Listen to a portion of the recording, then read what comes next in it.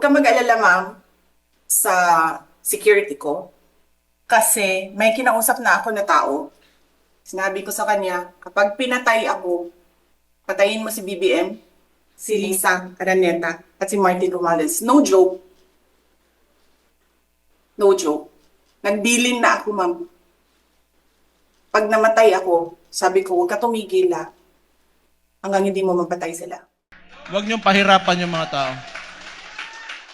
Tama na yan. Okay na yan.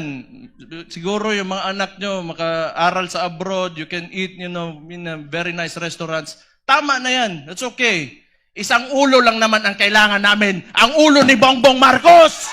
Ipinagtanggol naman ng isang kilalang kaalyado ng pamilya Duterte sa Kamara ang pahayag ng Vice Presidente at maituturing umanong political hyperbole o sobrang paglalarawan ng mga pangyayari o bagay. Habang pinapanood po natin ang mga video ni BP Sara, ang Pangulo ay nananatiling buhay na buhay, alive and kicking, at nakakapag-jumping jacks pa. So, buhay na buhay po ang ating Pangulo at malusog.